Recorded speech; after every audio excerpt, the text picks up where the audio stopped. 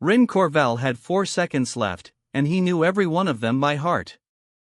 The beam had come down at exactly this angle the last time, and the time before that, and 4,268 times before that. He had stopped screaming somewhere around the 1,000th death. Now he only watched. Above him the sky had torn open into a blade of white light, and the things that lived on the other side were already pouring down into the street. Ash drifted past his face, rising instead of falling, the way it always did when the world was about to end. 3 seconds. He turned his cheek against the broken road and breathed out. 2. 1. He did not look away. He woke gasping on cold tile. Platform 6. Always platform 6. The station clock hung dead at 6:14 and would not move. His left sleeve was smoking. He dragged it back and watched a fresh line of orange sear itself into his forearm, one more mark joining the thousands already there, glowing faintly in the dark like a wound that had learned to shine. Then the window opened in the air in front of him, the way it had every morning of his endless life. System notification. Deaths logged. 4,271. New option available. Ryn went very still. He read the second line again. In 4,000 mornings, the ledger had never once said anything new. He had a name for the thing in the air. The ledger. It counted his deaths, and it paid him for them. Every time he died, it handed him back one skill, drawn from the exact thing that had killed him, as if the world were teaching him its own weapons one funeral at a time. He could not carry a single object across the resets. He could not stop the clock. All he kept was memory, and the marks on his arm, and a mind that had aged decades while his body stayed 22. 4,000 deaths had bought him a great many skills. Not one of them had ever bought him a new choice. Until now. The window pulsed, waiting. Something in the loop had changed, and Ryn intended to find out what. He ran before the ground told him to. Up the stairwell, into the gray morning, out onto the street where the sky was already beginning to split. He knew this next part to the second. 6:14 and 40. The tear widened. 6:14 and 50. The building on the corner shed its face, and a slab of concrete the size of a door came down exactly where his skull would be. Last loop it had killed him. This loop, he stepped. Not a dodge. A blink. His body dissolved into a smear of drifting ash and reformed 3 meters left, coat snapping, heart slamming. System notification. Skill unlocked. Ash step. Source of death. Crushing debris. The slab shattered where he had been. Ryn breathed out a laugh he didn't feel. Death number 4,270, he thought, had just paid for itself. He did not celebrate long. Survival was the easy part now, and it was also the trap. He had learned that the hard way, around loop 900, when he had lived a full 3 hours and the world had turned its attention to him like an eye rolling in its socket. The longer he lasted, the more the loop noticed the one thing that should not repeat, and it came for him with everything it had. So Ryn had a rule. Learn one new thing each loop. Die before the world could correct the mistake of him. But that new option still hung in the corner of his vision, patient and impossible, and for the first time in years he let himself want something. Not to survive the morning. To end it. To break the count for good. He was rolling his sleeve back down when he saw it, and his hand stopped. Near his wrist, beneath the 4,000 orange lines he had earned, sat a small cluster that did not match.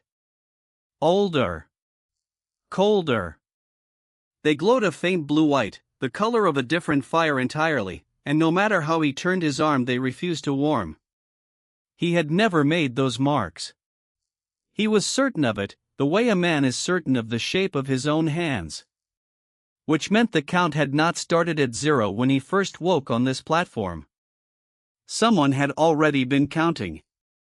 Someone had bled these older, colder deaths into his skin before his story ever began, and left him to carry the total without ever telling him the sum. Then, through the smoke, he saw something that stopped his blood. A man. Standing still.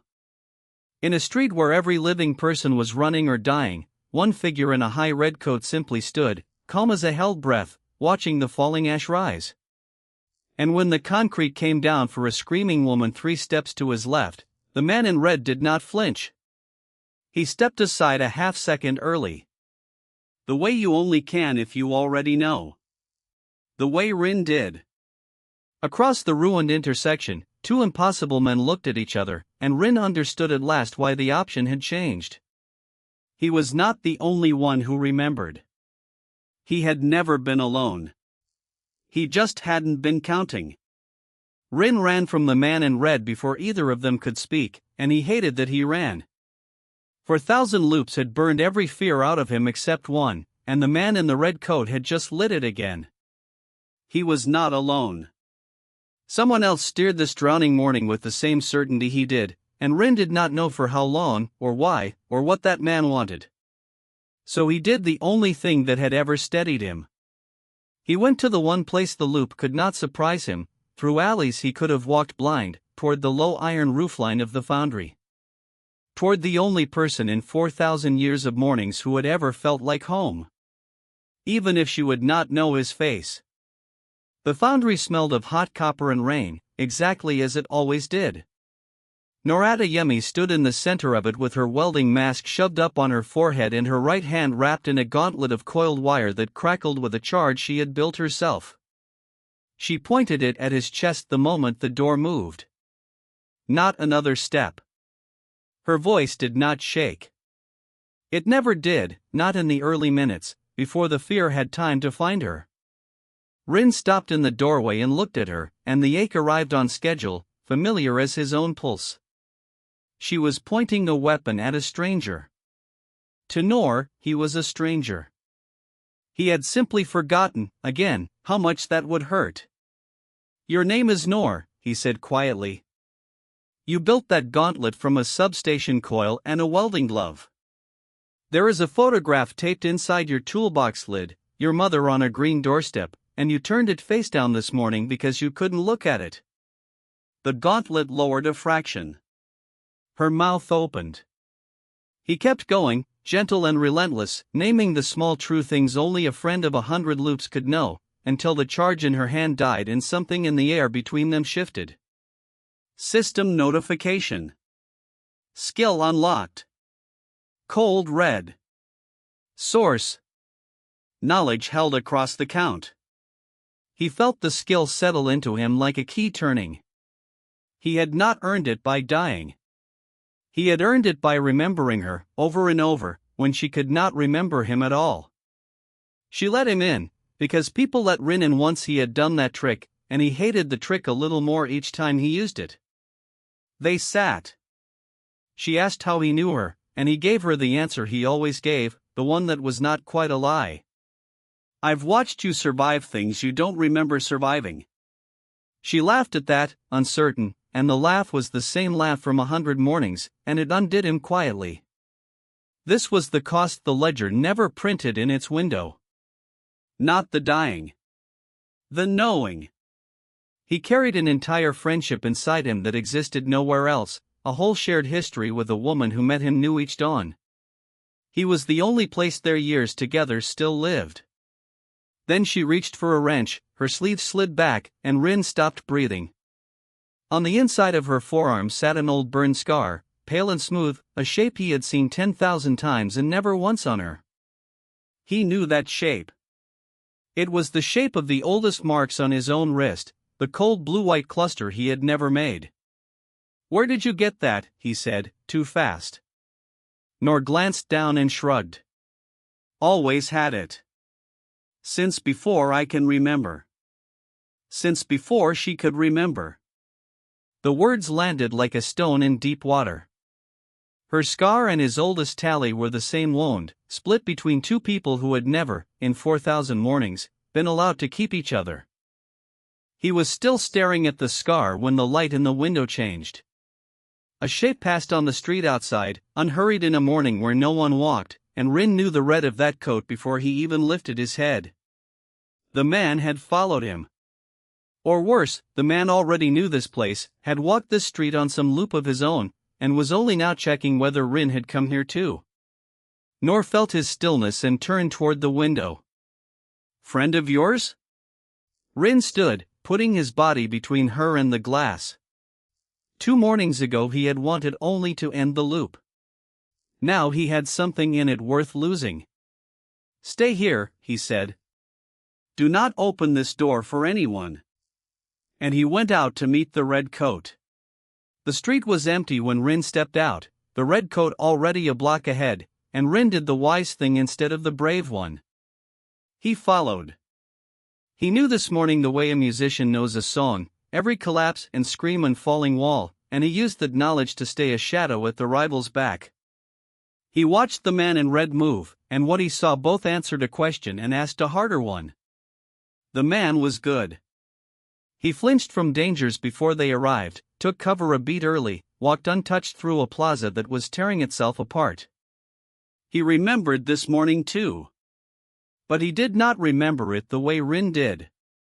There were gaps. Small ones. And Ryn, who had 4,000 mornings memorized, saw everyone. At the mouth of Carver Street the red coat hesitated, and Ryn felt something in his chest go quiet and certain. The man chose the left fork. It was the wrong fork. In 3 seconds the old textile wall would slough into it, and sure enough it did, and the red coat had to throw himself clear in a scramble that Ryn would never have needed. A man who had run this morning 10,000 times does not stumble at Carver Street. A man who had run it a few dozen times does. That was the shape of it, then. The rival remembered, but shallowly. Dozens of loops, maybe scores. Not the drowning thousands Ryn carried. Whatever this man was, he was new to the count. Ryn closed his eyes and reached for the feeling he had chased since the plaza, the strange doubled weight that hung around the man in red, and as he reached, the ledger answered him. System notification. Skill unlocked. Loop sense. You may feel the weight of repetition in others. The world tilted. Suddenly he could feel it, the way you feel a stare on the back of your neck. Every place he had died sang faintly under his feet, thousands of echoes layered into the stone. And the red coat, ahead of him, rang with echoes too, but only a thin handful, bright and recent. Ryn had suspected it. Now he knew it in his bones. He had 4,000 deaths behind him. The rival had perhaps 40. They were not the same kind of ghost. Then the man in red did a small thing that turned Ryn's blood to ice water. He stopped in a doorway, checked the empty street, and tapped his fingers against his thumb, 1 2 3 4, counting something only he could see. Ryn knew that gesture. He made it himself, in the worst loops, when the deaths piled up and he needed to be sure of the number. The rival had a ledger too. Some window, some counter, some cold accountant keeping his tally the way Ryn's kept his. They were not just 2 men who remembered. They were 2 men being counted, by the same hidden hand or by 2 hands working the same cruel arithmetic. The morning was not haunting them at random. It was keeping score. Ryn learned the rest of what he needed to know in a single ugly second. A survivor blundered out of a stairwell into the man's path, panicked, clutching at his red sleeve for help. And the man in red, without breaking stride, without a flicker of feeling, turned the man by the shoulder and put him between himself and the thing unfolding out of the sky tier. He used a life as a doorstop. Then he walked on, tapping his fingers, counting.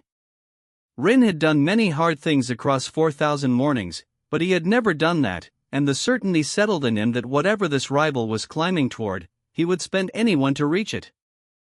Ryn had forgotten, in his revulsion, to guard his own weight. He felt the mistake the instant he made it, the way his thousands of echoes must have rung out under the rival's newer, sharper attention. The man in red went rigid. Then he turned, slowly, and looked straight through the smoke into the doorway where Ryn stood, and his cold face broke into something worse than anger. Delight. There you are, the man said, soft enough that only the empty street could hear. I felt you. All that weight. How many times have you died, friend? Ryn said nothing. The rival smiled wider and began, unhurried, to walk toward him. No, don't tell me. Let me guess. You're the reason my window changed too. They stood 20 paces apart in a street that was ending, and for a moment neither moved. Veil Sunder, the man in red said, as if they were meeting at a party. Since one of us should be polite. Ryn gave nothing, and Veil's smile only sharpened. You've done this more than me. I can feel it, all that gravity on you. I've had, 31 mornings? 32? And I thought I was the only one. He spread his hands, delighted, terrible. Do you know what it's like, believing you're the single awake man in a sleeping world? And then finding another? I could kiss you. Or kill you. I honestly haven't decided. Ryn measured the distance between them and the nearest place to die on his own terms, and said nothing at all. Veil circled, and Ryn turned with him, and the conversation underneath the conversation was the only one that mattered. Think of it, Veil said. Two men who remember. We could own this morning. Split it. You clearly know things I don't, all those loops, all that map in your head. Tell me how the tear widens after the clock tower falls. Tell me where the count keeps its books. So that was it. Veil did not want a partner. He wanted Ryn's 4,000 mornings poured into his own head, and once he had them, the tally on his neck said exactly how much a life was worth to him. Ryn had watched him spend a stranger like loose change 10 minutes ago. He kept his 4,000 mornings behind his teeth and let Veil circle. Veil sighed like a disappointed teacher, and then he was moving. The blade came out of his red coat already swinging, a thin dark curve that dragged a smear of afterimage behind it, and Ryn understood in the first instant that he could not win this.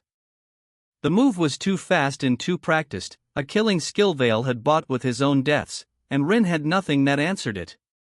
He gave ground. He used ash step, blinking left in a scatter of ash, and Veil was already there, already correcting, because Veil had killed people with this exact swing many times and knew every way they ran. The blade found him once, twice. Ryn staggered back against a broken car, breathing hard, and did the cold arithmetic he had done 4,000 times before. He could not beat the blade. But he did not need to beat it. He needed it to kill him. That was how the ledger worked, after all. It did not sell him the weapons that spared him. It sold him the ones that ended him, one funeral at a time, and the only way to own Veil's killing swing was to die under it and let the count hand it back. So Ryn stopped running. He let his arms fall. Veil's face flickered, confusion cutting through the delight, because Prey did not do this. What are you? Veil breathed. And Ryn, who had chosen his own death more times than any living man, looked the rival in the eye and let the blade come. It did not hurt more than the others had. Almost nothing did, anymore. Platform 6. Cold tile. 6:14. The new mark burned itself in, and this time Ryn welcomed the sting, because he knew exactly what it had bought. System notification. Skill unlocked. Brass ward. Source of death. Bladed strike, second counter. He flexed his hand and felt the guard settle into it, the answer to Veil's swing, purchased with his own throat. But that was not the only thing he had carried out of the dark. In the last half-second, as the blade took him, he had looked past it to the collar of Veil's red coat, where the man's own tally climbed the side of his neck in cold marks. And Ryn had counted them. 31. Veil Sunder had died 31 times. Ryn had died 4,272. 31. The number would not leave him alone. Vale was new, a child in the count next to Ryn, and yet he had woken already knowing what he was, already armed, already certain there was a prize to win. Ryn had spent 1,000 mornings just learning that the loop was real. Someone had told Vale. Someone had handed him a window and a purpose and a blade, the way you hand a soldier a rifle, and pointed him at this morning fully formed. The count did not begin with Ryn either, the blue-white marks said as much. 2 men, counted by cold hands, and neither of them the first. He sat on the cold tile with his 4,000 deaths glowing on his arm and understood he had been playing a game whose board he had never once seen. A fresh morning gave Ryn a fork, and he stood at the top of the stairs and felt the whole weight of it. One way lay Vale, and the board, and every answer about who was counting them. The other way lay Nor, and the water tower, and the death that took her at the same cruel minute of every loop no matter what Ryn did. He had never once saved her. He had tried 100 ways and the morning had killed her 100 ways, correcting itself each time like water closing over a dropped stone. The smart move was Vale. Ryn turned toward the foundry. He had spent 4,000 mornings being smart. Just once, before he learned another terrible thing about the game, he wanted to try to keep the one good thing he had. This time he did not waste minutes earning her trust. Cold Reed did it in 30 seconds, the small true things spilling out until Nor followed him without quite knowing why. He got her out early, out the side door, away from the shadow of the great rusted water tower that always came down on the foundry at the same doomed minute. He walked her 4 streets east, farther from the tower than he had ever managed to take her, his hand light on her shoulder, his eyes on the frozen clocks in every dead shopfront. "Where are we going?" she asked, and he said, "Somewhere that isn't going to fall on you." She almost smiled. He almost let himself believe it.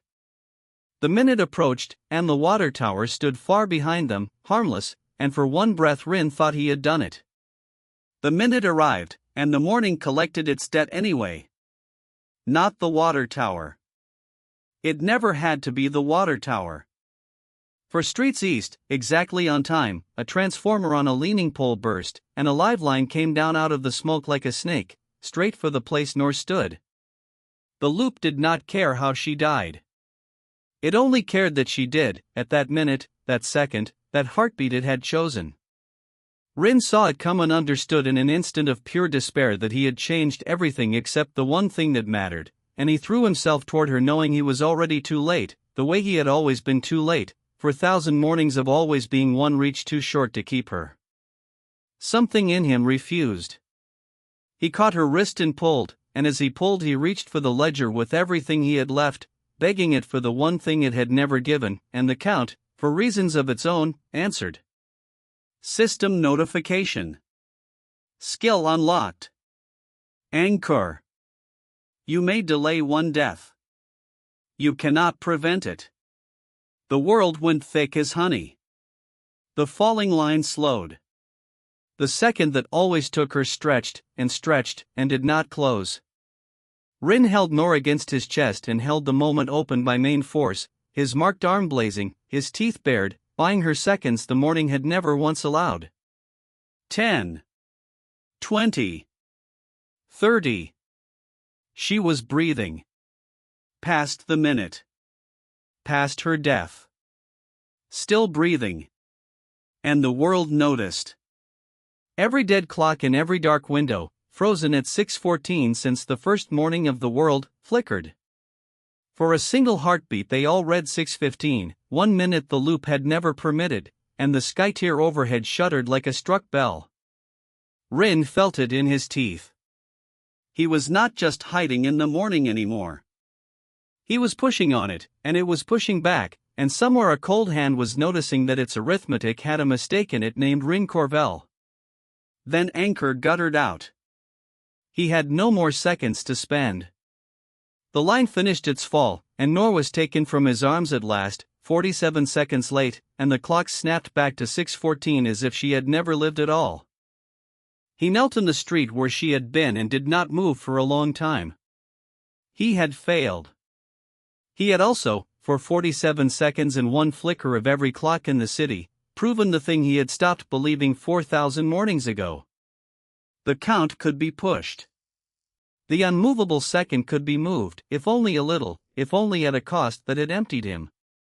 He was not trapped in a law of the universe. He was trapped in a ledger, and ledgers were written by hands, and hands could be found. He looked up at the frozen clock tower over the ruined skyline. Somewhere behind the numbers, someone was keeping the books. Ryn wiped his face and made himself a promise. Next death, he would keep his eyes open, and he would go looking for the writer. Dying on purpose was easy. Dying with his eyes open was not. Every instinct 4,000 mornings had failed to kill still screamed at him to flinch, to blink, to look away at the end, and every time before, he had. This time Ryn walked into the collapse he knew was coming and made himself a promise with each step. Do not close your eyes. Whatever the dark shows you between the last breath and the cold tile, look at it. He had glimpsed something there before, 1,000 times, a gray place at the very edge of each death, gone before he could name it. The loop showed it to everyone who died, he suspected, and trusted that no one would ever be awake enough to read it. Ryn intended to be awake. He kept his eyes open, and the world came down. He did not wake on the platform. He stood, for the first time, inside the gray place between. System notification. Skill unlocked. Death site. You may read the archive. Briefly. It was a corridor without color, longer than any building, and its walls were covered from floor to ceiling in rows of glowing marks. Tallies. Names. Counts. Millions of them, marching away into a dark that had no end, every death of every dreamer the loop had ever taken, written, and kept. This was the archive. This was where the morning kept its books. Ryn walked its length on legs that were barely there, reading as fast as his fading time allowed, and what he read in those seconds rearranged everything he thought he understood about the prison he had lived and died inside for 4,000 years. The loop was not a law. It was a text. Someone had written it, was still writing it, and Ryn could see the handwriting. That was the detail that stopped him cold in the gray corridor. The marks did not all come from one hand. They ran in 2 columns down the endless wall, side by side, one written in a warm and looping stroke and the other in a cold, precise, cutting line. 2 writers. 2 accountants keeping 2 tallies of the same drowning morning, and every dreamer in the archive belonged to one column or the other. Ryn found his own name in the warm column, 4,273 marks and counting. And he found, in the cold column, a newer name with 31 marks beside it. Veil Sunder. They had never been playing the same game. They had been playing on opposite sides of it. The corridor was already dissolving, the white edge of the reset racing toward him, and Ryn spent his last seconds on the line of text that hung above his own warm column, the header of his account. He read it once. He would carry it out of the dark like a coal in his fist. System notification. Archive line read. The count did not begin with you. It was given. Given. Not earned, not cursed, not stumbled into. Given. Someone had placed this warm tally in a hand before Ryn's, and when that hand could carry it no further, the count had passed to him, blue-white marks and all, and would pass again when he fell. He was not the loop's first prisoner in the warm column. He was only its latest heir. Platform 6 pulled him back and he came up off the tile already reaching for his wrist, for the cold blue-white marks he had never made. Now he knew them for what they were. An inheritance. The last deaths of whoever had carried the warm count before him, bled into his skin the morning it became his to keep. Someone had stood where he stood, died the deaths he was dying, and then, somehow, handed the whole terrible ledger down to Ryn and vanished from the morning. And Noor's scar was the same shape as the oldest of them. She was not a stranger the loop had placed beside him by accident.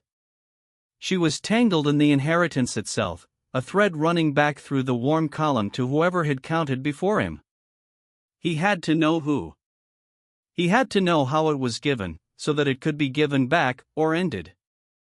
He was still on his knees on the platform when loopsense prickled at the back of his neck, that old feeling of being counted, of being watched by something that remembered. He followed it up the stairs with his eyes, out across the ruined skyline, to a distant rooftop where a small red figure stood utterly still, facing the subway, facing him. Vale. Not fleeing this time. Not hunting survivors. Waiting. He had felt Ryn walk the archive, perhaps, or felt his weight change when Deathside opened, and now the cold column's newest heir stood on a rooftop across the dying city and looked toward the warm column's latest one, and even from here Ryn could see him lift one hand and tap his fingers against his thumb. 1, 2, 3. Counting down to something Ryn could not yet see. Vale came for him openly now, and that was how Ryn knew the game had changed. The rival no longer moved like a man surviving a morning. He moved like a man hunting one, cutting a straight line through collapse and fire toward the subway, spending his hard-won foreknowledge not on staying alive but on closing distance. Ryn felt the intent from 3 streets off through loopsense, the cold weight of Vale's 31 deaths bearing down like a hell breath. He understood the arithmetic of it at once. Vale had realized what Ryn was worth. 4,000 mornings of memory, an entire map of the loop, the accumulated skill of a man who had died more than any dreamer alive. If Vale could not pour that into his own head, then the next best thing was to make sure Ryn could not use it against him. So Ryn ran, and the whole ruined city became the board. He blinked through the air in scatters of ash stepped carrying him across gaps that should have killed him, and Vale came after with that terrible curved blade, matching him turn for turn. They tore across the dying skyline while the sky tier widened overhead into something vast and hungry, swallowing whole towers into its white throat. Ryn led him through the morning's every trap, timing collapses to the second, dropping walls behind him, and Vale, newer to the count, took each one a half-beat late and kept coming anyway, wounded and grinning and relentless. 4,000 mornings of knowledge against 31 deaths of pure ruthless will. It should not have been close. The sky tier kept widening, and it was. It turned on Noor, as everything in his life seemed to. She should not have been there. She did not remember him, did not know the man in red, owed Ryn nothing but the 30 seconds of trust Cold Red had bought that morning. But when the chase spilled past the foundry and she saw the gray-coated stranger cornered against a collapsing rail with a blade at his back, she did not run. She tore the crackling copper gauntlet off her own hand and threw it across the gap to him, shouting, "Use it, you idiot." A woman who could not remember his name chose him anyway, in the middle of the end of the world, because in the 30 seconds she had known him he had been kind. Ryn caught the gauntlet, and something in his chest that 4,000 deaths had worn smooth cracked open again.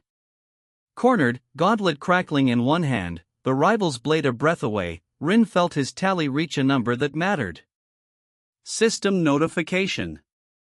Threshold reached. Rank ascended. Ash to Ember. Skill unlocked. Ember surge. The marks up his arm flared from dull orange to a fierce and living gold, and the count gave him fire. It poured out of the tally in a roaring arc, 4,000 deaths spent all at once, and drove Vale staggering back across the broken rail with his red coat smoking and his certainty cracked at last. For the first time Ryn saw fear on the rival's face. He pressed it, the gauntlet's charge and the ledger's fire together, and backed the cold column's heir to the very edge of the collapse. "Who made you?" Ryn said. "Who put the window in your head?" Vale laughed, blood on his teeth, and gave Ryn the answer like a curse. "You think you're the prisoner? You're the favorite." He spat the words. "The one who keeps the warm books gave me my window as a gift. Made me a rival on purpose. Wound me up and pointed me at you, because a count means nothing without someone to lose it to." He said a name then, not his own, a cold name that Ryn had never heard and would never forget, the name of whoever wrote the cold column and had reached across into the warm one to build a hunter. "They're watching us right now," Vale said.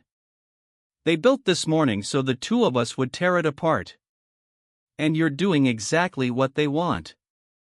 Then Vale did the last thing Ryn expected. He smiled, tipped backward off the broken edge, and let the collapse take him rather than be beaten, choosing his own death the way Ryn always had, resetting on his own terms with his secret half-spoken.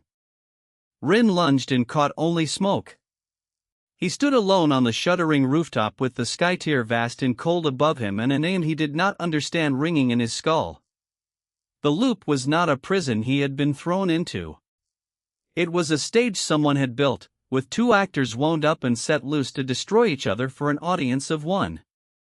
And the option still glowed in the corner of his eye, patient as ever. Break the count. He finally understood what it would cost, and he finally understood that someone did not want him to pay it. Platform 6. 6:14. The mark seared in, and for the first time in 4,000 mornings Ryn did not spend even a second wondering what to do. He knew now what the new option meant. Break the count was not an escape hatch. It was a challenge to the writers. Hold a fixed point open long enough, push hard enough on the second that always closed, and force the morning to choose between rewriting its own law or letting the whole text come apart.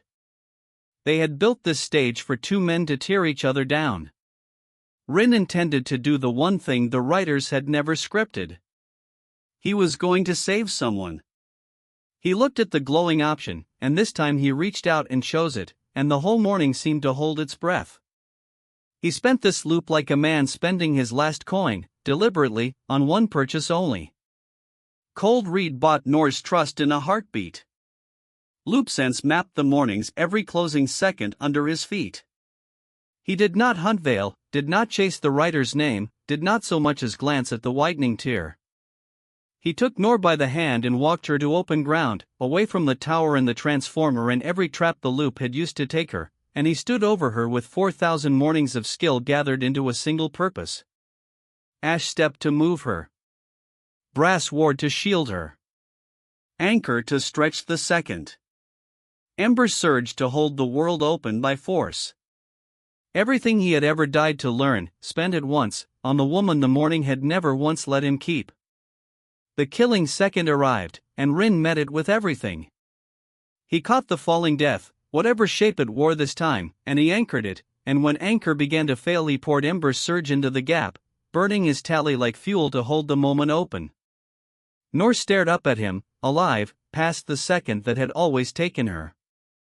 He stacked the next second onto the first, and the next, bleeding gold, his arm a bar of white fire, the marks going out one by one as he spent them. The morning fought him. The tears screamed overhead. Debris hung frozen in the straining air around the dome of his will. And still Nor breathed, 1 second late, then 2, then a full minute. The loop had never in 4,000 years allowed a living soul. And the clocks moved. Not a flicker this time. A tick. Every frozen face in every dead window, stuck at 6:14 since the birth of the morning, rolled forward to 6:15 and held. Then, impossibly, to 6:16. 2 minutes stolen back from a world that had never surrendered one. And the sky tier, that endless white wound, shuddered from edge to edge and began, for the first time in 4,000 mornings, to narrow. Ryn felt it through the fire in his arm. He was winning. The text was tearing. The writer's unbreakable second had broken, and the whole engineered morning was starting to come apart at the exact seam they had never imagined a prisoner could reach. Nor gripped his sleeve. "What is happening?" she whispered, and Ryn, weeping and burning and triumphant, said, "I'm keeping you." Then the morning stopped losing gently and struck back with everything it was.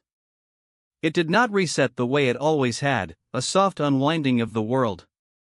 It slammed. A white force came down over the whole city like a hand crushing a book shut, hard and total and furious, erasing the narrowing tier and the moving clocks and the 2 stolen minutes in a single annihilating instant. Ryn had time to see Nor's face, alive, astonished, 1 full minute past her death, her mouth shaping a word he would never hear. He had time to understand that the writers would rather break the world than let it be rewritten by the wrong hand. And then the white took everything, harder than any death he had ever died, and Ryn Corvel was unmade along with the morning he had almost saved. Platform 6. Cold tile. 6:14. Ryn came up gasping, and the new mark burned into his arm, and he looked down and felt the bottom drop out of the world. It was not orange. It glowed a cold blue-white, the color of the inherited marks, the color of a fire that was not his. He had made a mark in someone else's hand. And when the ledger opened, it did not show one counter. It showed two. System notification. Warm count. 4,274. Second counter detected. Cold count. 309. Rising. 309. Not his. Already climbing. Somewhere in this morning, at this very moment, someone else had just woken on cold tile, remembering everything, beginning to count. The stage had a new actor. And Ryn understood, with the tired clarity of a man who had died 4,000 times, that the game had not ended. It had only just been dealt again.